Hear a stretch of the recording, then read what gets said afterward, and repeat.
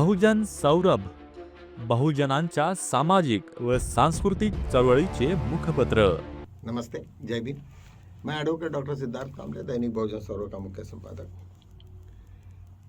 मित्रों, ये इतिहास है कि जब भी कभी कोई वार होता या कोई जंग चढ़ती तो वहाँ पे सबसे पहले उसका जो सेनापति होता है, जो मुखिया होता है, वो यदि घायल हो जाए तो पूरे के पूरे लोग डिस्टर्ब हो जाते हैं और सब के सब लोग भागना चालू करते हैं, क्योंकि उनको मालूम है कि हमारा सेनापति यदि चले जाए और उसको यदि जर पकड़ ले और यदि जर वो घायल हो या मर जाए तो बाकी लोगों का कोई ये नहीं है, सब के सब लोग सरेंडर होना ही होना है, क्योंकि वहाँ पे तुरंत तो कोई डिसीजन लेता नहीं कि कोई नेक्स्ट कौन रहेगा। कभी हुए भी ऐसे इतिहास में भी कि वो मुखिया भी मर जाए तो भी दूसरे लोगों ने पूरा का पूरा संभाला और फिर बाद में उन्होंने जीता या हारा, जो भी हुआ वो सबको मालूम है। आज उसी प्रकार के देश की अवस्था हमारी ये हो गई कि नरेंद्र मोदी जी जिस तरीक़ा से पूरे संसद में उनकी जो बेइज्जती हो गई, जिस तरीक़ा से पूरा का पूरा घटनाक्रम हुआ, ओम बिरला ने जिस तरीक़ा से वक्तव्य किया कि उसको मारने की कुछ धमकियाँ थी, कुछ लोगों ने फिर बाद में उसमें तेल डाला कि कुछ 3 सांसद उसको काटने वाली थी और क्या क्या क्या क्या सब गंदी बातें को लेके सब पूरा देश हट रहा। और आज ये पता चला कि वो सुबह के फ्लाइट से कहीं और फॉरेन चले गए। ये क्या सिचुएशन ये कहलाता कि उसको उनको मेरे ख्याल से उसको मनोरुग्ण हो गए या क्या हुआ, क्योंकि उनको वो फेस क्यों नहीं कर सकते। और जो जिस तरीक़ा से राज्यसभा में उन्होंने जो बातें कही उसको देखने के बाद में और सुनने के बाद में ऐसा लगा कि एक छिछोरेपन है, कोई अनपढ़ आदमी जिस तरीक़ा से बातें करता है और इस तरीक़ा से वो बातों से ये करने, मतलब पूरे देश में उनका ये पिक्चर हो गया अभी कि वो आदमी को कोई भी आदमी कहीं के भी लोग मोदी को कोई Modi ji prime minister of India वगैरह तो बोलना भूल गए, इतना गंदे नीचे के शब्द यूज़ करने लगे ये सब। और खुद ही बोलते हैं कि मुझे सुबह से शाम तक मुझे इतनी गाली खाना पड़ता है। लोग पूछते हैं बोले कि तुम्हारी सेहत का क्या राज है कि मैं गाली खाता हूँ। ये क्या, एक प्राइम मिनिस्टर को किस तरीक़ा से भाषा का इस्तेमाल करना चाहिए और क्या करना चाहिए, ये बड़े देश का बड़ा दुर्भाग्य है। आरएसएस का तो ये इसमें बहुत बड़ा कंट्रीब्यूशन है, क्योंकि आरएसएस ने पूरे इतिहास में ऐसे ही लोग ये किए हैं, डेवलप किए हैं। उनका इतिहास ही रहा, हज़ारों सालों का वही इतिहास रहा और ऐसे ही लोग उनको भाते हैं। लेकिन कभी कभी उनको मालूम है कि जब पड़ती है तो सब सरेंडर हो जाते हैं, सबके सामने ये हो जाते हैं। आज जिस तरीक़ा से मोदी ने पूरे ट्रम्प के सामने में सरेंडर हो गया, वो अकेले नहीं है, पूरी की पूरी मोदी सरकार है, पूरा आरएसएस है, पूरा का पूरा सरेंडर हो गया, क्योंकि उनको मालूम है कि वो कुछ भी नहीं कर सकते। और उनका सरदार है अडानी, जब अडानी के ऊपर में तलवार है, वो अडानी को यदि जेल में भेजने की बात है। और यहाँ पे डोनाल्ड ट्रम्प वो कोई ये नहीं करे, वो तो सब लिखित ये से दे रहे कि भाई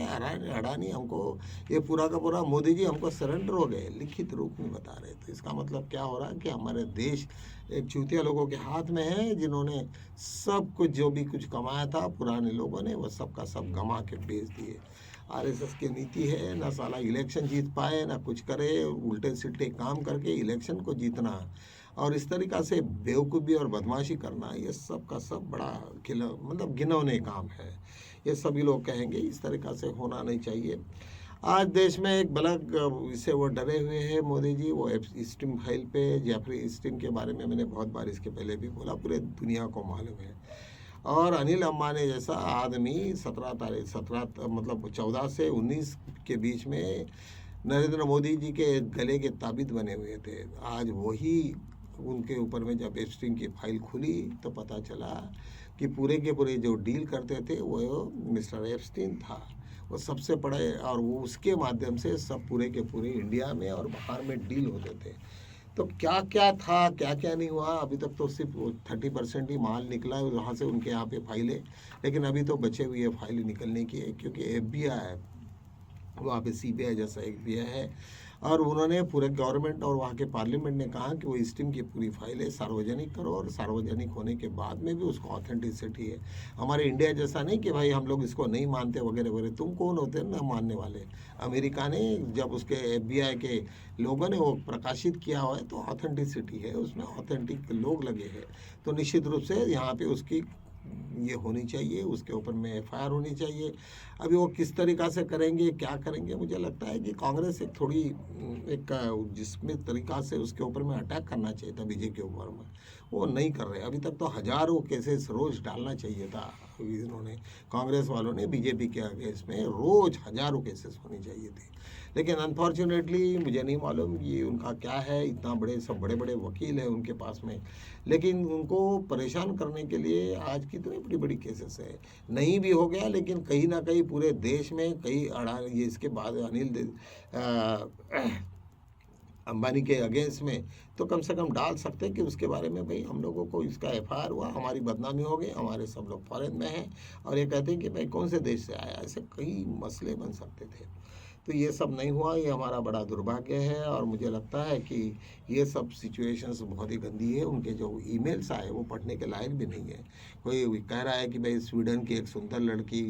सुनहरी बाल की, हाँ वो लंबी है, ये है, उसको पेश करो, क्या है, कह रहे कि हाँ मैं वेलकम करूँगा, ये वो सब फालतू बातें जो एकदम छिछोरेपन की जो बातें होती है वो सब के सब ईमेल में आया है और वो पूरा लिखित है, जिसको कोई भी डिनाई नहीं कर सकता। अभी आने वाले दिनों में क्या क्या होने वाला है ये सभी को मालूम है। और अडानी उधर से लटका हुआ है, अंबानी इधर से लटका हुआ है, मोदी बाहर घूमने गए और वो मोदी भी कहाँ से कितना संभालेंगे लोगों के, वो भी फंसे हुए हैं क्योंकि उन्होंने ही उनके कहने के हिसाब से वो काम करते थे कई सालों तक। उनको जहाँ पे डिफेंस से लेके तो बड़े बड़े मेंटेनेंस के कॉन्ट्रैक्ट जो मिले, जबकि उनको कोई समझ नहीं थी उस सब्जेक्ट की। ऐसे सब सिचुएशन में आ गए तो निश्चित रूप से जब इंक्वायरियाँ बैठेंगी तो इतनी इंक्वायरियाँ बैठेंगी कि इनको देश से भागना ही पड़ेगा। ऐसे सब सिचुएशन में हमारा देश है, लेकिन मुझे लगता है कि ये जितने भी मेंबर ऑफ पार्लियामेंट है वो सब अडानी के लोग हैं बने हुए। इन्होंने टिकटें दी है करके एक भी आवाज़ उठाने के लिए ये नहीं है, चाहे वो फिर कोई भी किसका भी नाम ले तो वो सब के सब एक जैसे ही है। और इतनी बेइज्जती के बाद में भी सब लोग कैसे बैठे हैं, क्या है, कोई स्वाभिमान नहीं, कुछ नहीं। एक भी शब्द बीजेपी के अगेंस्ट में उनके जो भी लोग हैं बाकी एमपी से बोलने के लिए ये नहीं थे। और वहाँ पे जब संसद में उनके ऊपर में हमले के ऊपर हमले चल रहे थे तब तालियां भी बजाने वाले केवल 25 या 30% ही लोग थे। बाकी लोगों को शर्म भी आ रही थी कि हम लोग के कैसे ये करें। और किस तरीक़ा से जो एलिगेशंस वो मोदी जी बोल रहे थे नेहरू जी के बारे में, इंदिरा के बारे में, ये तो सब मतलब किसी को अच्छा नहीं लगा, किसी को भी अच्छा नहीं लगेगा, अपना दुश्मन भी हो, लेकिन जब उसके अच्छी बातें हैं तो उसके बारे में अच्छा बोलना भी चाहिए, तुम्हें चाहे तुम्हारे से दुश्मनी हो या नहीं हो। तो ये सब सिचुएशंस देखते हुए हमें बड़ा दुख लग रहा कि इतने बड़े हिंदुस्तान एरोनॉटिक का इतने बड़े बड़े कॉन्ट्रैक्ट उसको मिले सब ईस्टिन जाफरी के तरफ से, और ये सब सिचुएशन हमारे देश में आ गए। और कांग्रेस वाले तो निश्चित रूप से कह रहे हैं कि इसे कंप्रोमाइज़ हो गए पूरे के पूरे, जैसा भी जो बोलेंगे, बैड बोले तो सो जाएंगे, सो जाओ बोलेंगे तो और गहरी नींद में जाएंगे। ऐसे टाइप के मोदी जी उनके पाँव के साथ नीचे में गड़गड़ा रहे हैं। और वो आज ना कल ऐसे ही सिचुएशन आ गई कि जैसे भी यहाँ से ब्रिटिश गए तो अभी अमेरिकन आए हमारे पास में, हमारे ऊपर में राज करने के लिए नहीं, अंदर में उनकी सिक्योरिटी तो नहीं ली, लेकिन वो पूरे के पूरे यहाँ का इलेक्शन, यहाँ के लोग और हर चीज़ को मैनेज करने के लिए वो सक्षम है और कर रहे हैं। ये सब अड़ोस पड़ोस के पूरे देश हमको देख रहे हैं, हंस रहे हैं कि ये कौन सा देश है भाई जहाँ पे ये अपना डोनाल्ड ट्रम्प इस तरीक़ा से डिक्टेट कर रहा है और यहाँ के लोग चुपचाप बैठ के सुन रहे हो। पूरे देश की बेइज्जती करने वाले वो लोग आज हमारे ऊपर में सब ये सब लोग बाहर के लोग देखते हैं, छोटे छोटे देश तक वो उनको लगता है ये क्या चल रहा है, इनका कुछ ये नहीं है। एक बिहार से एक खबर आई है, पप्पू यादव करके बहुत बड़े कांग्रेस के थे, अपक्ष लेकिन कांग्रेस के बड़े सपोर्टर थे, काफ़ी उन्होंने राहुल गांधी के बीच में वगैरह रहते थे, काफ़ी उनके संबंध है। एक 1995 का कोई तो भी मसला था, कोई प्रॉपर्टी का वगैरह था, किसने तो भी उसके ये किए थे, ख़त्म हो गया। अभी 95 के बाद में तो कोई केस तो खुलती नहीं है, लेकिन उसको रातों रात उठाए और जिस तरीक़ा से हुआ वो सब लोगों ने देखे, लोग हैरान हो गए। जब कभी बीजेपी के लोग को जो जिससे भी परेशानी हो रही है वो क्या करेंगे, कौन से केस निकालेंगे, क्या होगा, नोबडी नोज़। और इस तरीक़ा से यदि जब होता रहा तो मुझे लगता है कि ये दुनिया में और क्या करेंगे और बीजेपी किस स्तर पे जाएगी। मुझे बुरा तो एक ही बात का लगता है, मुझे तो बीजेपी और आरएसएस के बारे में कुछ नहीं लगता, लेकिन बेचारे इनोसेंट लोग जो भी आरएसएस के साथ में जुड़े हुए हैं, जिनके माँ बाप बिल्कुल इनोसेंटली अपने बच्चों को भेजा, लड़कियों को उसमें डाला है, और जिस तरीक़ा से वो ये पूरा का पूरा जो ग्राफ चल रहा है, और पूरा देश में यदि बीजेपी गिर गया या कुछ हो जाए तो वहाँ वो उनके बच्चों को भी बड़े ये हो जाएगा, मतलब वो इतनी मतलब बेहद उनका मॉरल डाउन हो जाएगा। मुझे लगता है कि ये सब बातें नए जनरेशन के लिए बहुत बड़ी सीख देते हैं, और ये सब सिचुएशंस मालूम थी डॉक्टर बाबा साहब आम्बेडकर को, करके हम लोगों ने वो इलेक्शंस और ये वो सब बात ही बाकी रखे, रिलीजियस और एजुकेशंस के ऊपर में हम लोगों ने ज़्यादा फोकस किया, करके आज हमारी स्थिति कम से कम कुछ हद तक ठीक है। चलो तो हम थोड़ा सा देखते हैं ईरान और अमेरिका के बीच में। ईरान बहुत मजबूती के साथ में उतरा है, इस तरीक़ा से उतरा है कि अमेरिका को थ्रेट वहाँ से वो इवन उनका जो शांता वो एक ओमन में जो ये चल रही थी उनकी सभा, वहाँ से भी उन्होंने छोड़ के आ गए। उन्होंने कहा अभी हमारी कोई बात तुमको सुनना नहीं, किसी भी क्षण में ईरान उनके ऊपर में हमला कर सकता है। अब अपने जो मिसाइल्स है 2000 मिसाइल्स चारों तरफ में घेरी हुई है, और लगता है मुझे कि ईरान के सामने में इज़राइल और अमेरिका दोनों ने भी घुटने टेक लिए हैं, और यदि ऐसे ही रहा तो अमेरिका की दादागिरी पूरी की पूरी ख़त्म हो जाएगी, और होना भी चाहिए, क्योंकि जिस तरीक़ा से डोनाल्ड ट्रंप पागलपन जैसे कुछ ना कुछ बकवास किए जा रहे हैं और लड़ाई की तरफ में जो इशारा कर रहे हैं हर एक को, वो पूरा ख़त्म होना चाहिए। तो